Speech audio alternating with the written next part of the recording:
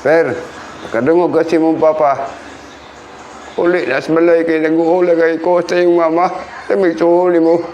Emosyonal nga midangop sa Briganyo sa PM Davao ang amahan nga si Jerry Aranas taga Matina Playa, Davao City. Kinuhuman galit nga milakaw og wala na miuli ang iyang anak nga si Jennifer Aranas 34 anyos dunay sakit matod pa nga epilepsy. Sumala ni Jerry nga nabalakan na siya pag-ayo kung asa na ni padulong ang iyang anak. Gumikan magtulong na kini kaadlaw nga nawala gikan Sabado sa alas 10 sa buntag. Ginabilin matod pa ni Jerry si Jennifer sa ilang balay o ginauli lang niya kini pagpaniudto og tigpamainit sa hapon tungod ang ginabuhi sila sa iyang asawa ug ang duha ka igsuon ni Jennifer nangaminyo na. Dugang ni Jerry nga dili kini ang unang higayon nga milakaw og kalit ang iyang anak ug kaniadto nabot pamatod kini sa Misamis Occidental sa iyang uyuan ug maayo na lang ni kontak sa ilaha.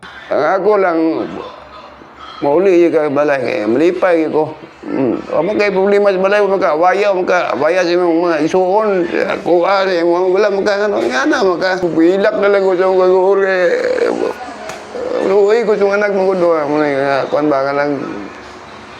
Kaya inutog tambal nga sa mga pagkaon, pamahop. Ma'am, sir, kung kinsa may nakakita ninyo, diha ma'am, sir. Pamalihog lang ko. Kuan, kanang kay balon ninyo, kaya naman ko amahan rin ginikanan. Diya. Sa mga doon na impormasyon, mamahimo mong mokontak sa 0975-149-8819 o sa Talomo Police Station. In the heart of changing lives, ako si Brigada Gibmaing sa 93.1 Brigada News FM Davao, The Music News Authority.